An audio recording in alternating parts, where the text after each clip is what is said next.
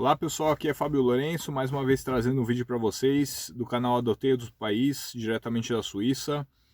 E hoje eu queria falar um pouquinho sobre, que me pediram aí, né, sobre a cidadania italiana, tá?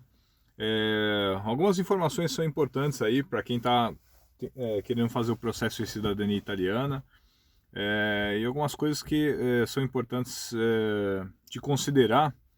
Porque quando a gente faz o planejamento, eu sei que quando a gente faz o planejamento da cidadania, a gente tem que pensar em o máximo de coisas possíveis, né? Porque a gente, obviamente, vai enfrentar um ambiente que está fora da nossa zona de conforto, né? É, por exemplo, quando eu fiz o processo de cidadania na Itália, era a primeira vez que eu estava indo para a Europa. Então, assim, eu nunca tinha saído do país. Então isso já é uma coisa bem diferente, assim, tal. Foi muito diferente para mim. Tentei levar em consideração vários pontos, né, que são importantes. Questões financeiras, choque cultural, o clima e tudo mais, mas existem outras coisas que também são bem importantes, além de tudo isso, que é o fato de você morar com pessoas desconhecidas. Como eu fiz o processo de cidadania com uma assessora, a gente compartilhou lá o apartamento, né?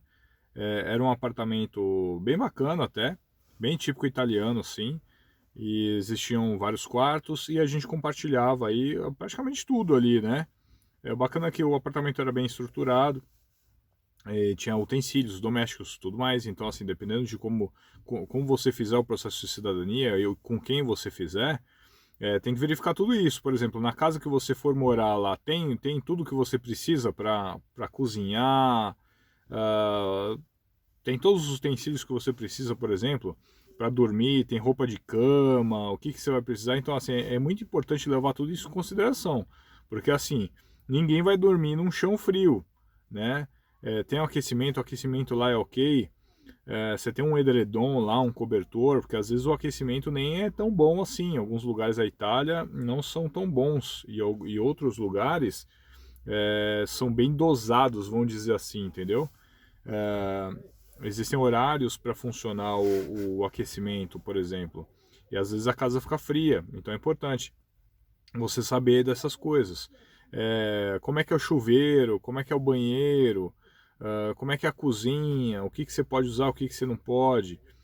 Então tem tudo isso. O que, que você consegue cozinhar, qual é a estrutura que você tem lá, você consegue. Tem uma panela de pressão, por exemplo, para você cozinhar uma carne lá, ou não tem?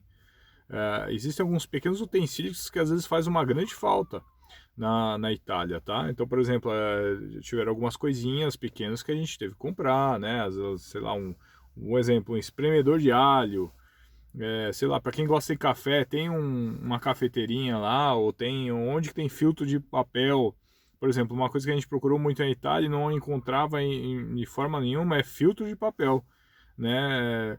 Então a gente tinha a moquinha lá, né? Aquela moquinha, a moca que é para você colocar o café lá dentro, põe a água tal, já põe lá direto no fogão e faz o café direto.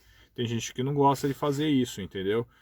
Ah, e outra coisa, a questão da convivência. A convivência com as pessoas que você não conhece. Você está preparado para morar com pessoas que você não conhece? Quando você mora na Europa, e tem muita gente que mora muitos anos desse jeito, tá? Mas principalmente quando você chega na Europa, isso aí já é meio que uma prova de fogo, porque no começo é muito assim, sabe? É muito comum isso acontecer, você morar com pessoas que você não conhece, você dividir a casa com pessoas que você nunca viu na vida, tá? Então, assim, o brasileiro, em muitos casos, não tem essa cabeça preparada, porque você vai lidar com essas pessoas, as pessoas têm personalidades totalmente diferentes, obviamente, né? E assim, você vai morar com essa pessoa, você vai ver ela todo dia, e você não precisa, às vezes, ficar conversando com ela todo dia, mas em tempos você vai falar alguma coisa, né? Então, assim, a gente tem que ter a educação no máximo, a gente tem que ter empatia ao máximo, a gente tem que manter sempre os ambientes bem conservados, sempre limpos, né, disponíveis para outra pessoa. Então, quando a gente divide, por exemplo, uma cozinha, você está morando com outras pessoas, você divide a cozinha, você vai lá cozinhar a sua comida Porque às vezes a pessoa não quer cozinhar com você, ela não quer participar e dividir algumas coisas com você, que é o direito dela, né? E a gente também tem que saber entender isso, que às vezes ela não quer, ela tem as particularidades dela, né? Não é ruim isso. Por um lado, é ruim assim, porque sempre quando se divide comida, se divide um almoço, se economiza tempo e dinheiro, tá? Mas nem todo mundo está disposto a fazer isso, tá? E a gente também tem que aprender a respeitar isso, tá? E é comum esses tipos de coisas acontecerem. Por exemplo, num relato, né? Como sempre me baseando na minha experiência. Mas, por exemplo, onde eu morei lá, chegou uma época que teve 6 pessoas morando no mesmo apartamento. Era um apartamento bem grande, ele tinha 5 quartos, uma sala enorme, tá? E teve 6 pessoas. Enfim, tinha pessoas lá que logo no começo elas compartilhavam, né? Quando eu tava com 2 pessoas, eu fui o segundo a chegar no apartamento, tá? Tinham duas pessoas comigo, a gente compartilhava tudo lá e se dava super bem, né? Então a gente até acostumou os primeiros dias nessa forma, nesse ritmo, porque a gente se dava super bem, a gente conversava, eh, a gente compartilhava, a gente ia no supermercado junto, a gente cozinhava junto, então tudo acontecia muito em conjunto ali, né?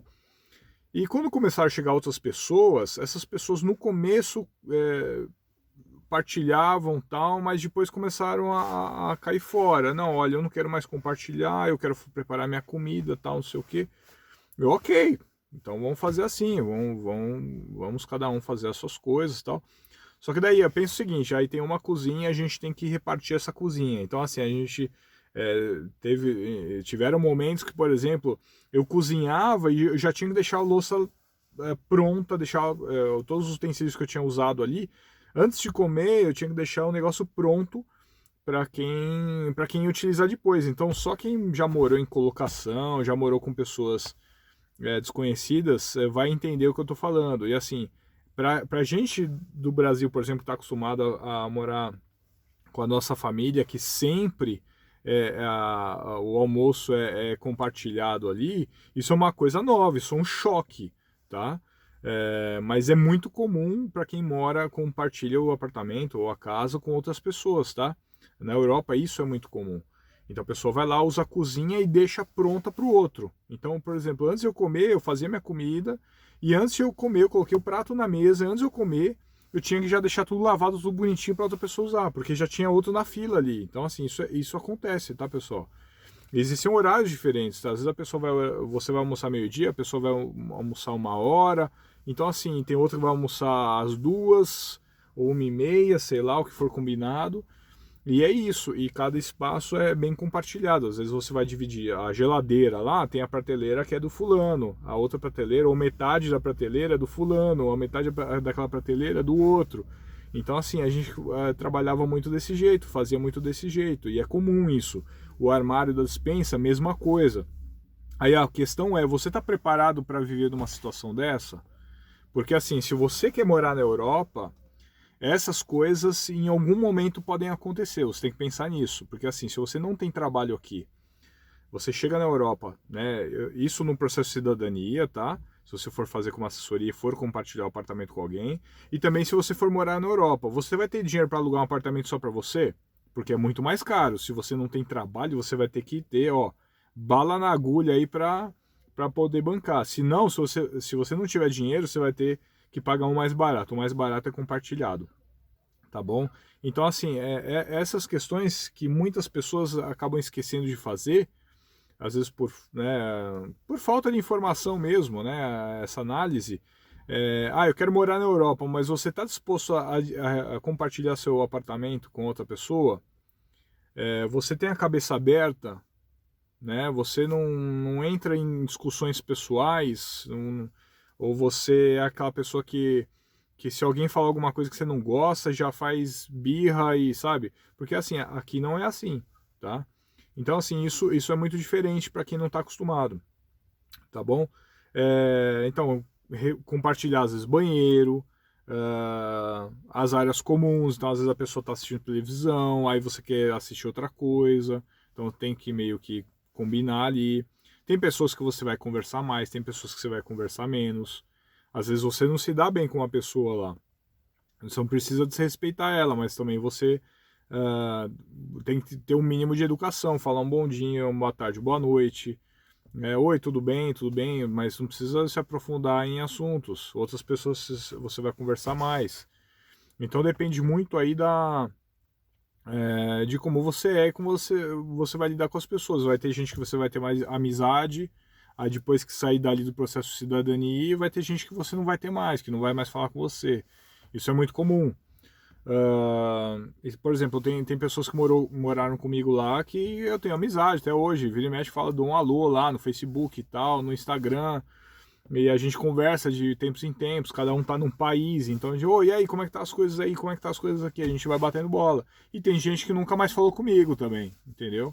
Ou tem gente que fala de vez em quando, lógico, todo mundo tem seu trabalho, todo mundo tem suas coisas para fazer, não tem obrigação também toda hora ficar falando, né, com os amigos ou as pessoas que conhecem assim e tal. Mas assim, tem pessoas que eu tenho contato e eu gosto de ter contato, porque são pessoas que eu me aproximei e me identifiquei mais. E tiveram pessoas que eu não me identifiquei tanto, tá? É normal isso acontecer. E assim, quanto mais pessoas você mora, o ambiente às vezes fica um pouco... Pode ser que fique um pouco mais complicado, como não. De repente você gosta de todo mundo. Como também você pode não gostar de ninguém. E as pessoas também não gostarem de você, como todo mundo pode gostar de você. Então, cada um tem a sua cabeça. Então, a questão é essa. Você tem a cabeça preparada para essa situação? Além do choque cultural, além das questões financeiras, do planejamento, da distância da família. Então, assim, o processo de cidadania é um negócio bem complicadinho, tá, pessoal? Eu não estou falando que é difícil ou impossível de fazer, não. Foi uma experiência extraordinária para mim. Eu faria tudo de novo, tá? Foi bem emocionante, foi bacana conhecer tudo e passar pelas experiências, né? Embora eu fiquei com bastante ansiedade, eu creio que seja até normal, né? Numa situação dessa. Mas assim, tudo deu certo, graças a Deus. E eu faria tudo de novo. E assim, foi extraordinária a experiência. E assim, por ter conhecido as pessoas que eu conheci, os lugares que eu conheci, né? Como eu disse, eu fiquei aos redores de Roma, então dei vários passeios lá na cidade de Roma mesmo. E foi um negócio, e Roma é um lugar extraordinário. Para quem gosta de história, para quem gosta de monumentos antigos, coisas desse tipo, nossa, é um prato cheio. E assim, e dá-lhe perna, porque é uma cidade enorme, então para você conhecer tudo, e cada esquina tem a sua característica, a sua particularidade, a sua história. Cada esquina tem algo histórico. Tem uma estátua lá de fulano e tal. Assim, para você conhecer tudo, você tem que estudar bastante e passar um mês dentro de Roma ali para você, eu acho, conhecer tudo. Eu fui, eu acho que umas 6 vezes para Roma e eu andava o dia todo. Eu andei uma média de 20 quilômetros por dia que eu fui para lá. E, nossa, eu não conhecia, eu acho que nem um terço do que a cidade tem para mostrar, assim, sabe? E eu andei bastante, viu? Putz, como eu andei. Mas assim, a experiência foi ótima, tá? Eu pegava um trem que demorava 1 hora para chegar para Roma, no centro de Roma, porque eu morei numa cidadezinha um pouquinho mais afastada, e eu pagava 3 euros o trem, demorava mais 1 hora. O trem é super silencioso, confortável, tá? E com aquecimento e tudo mais, bem bacana.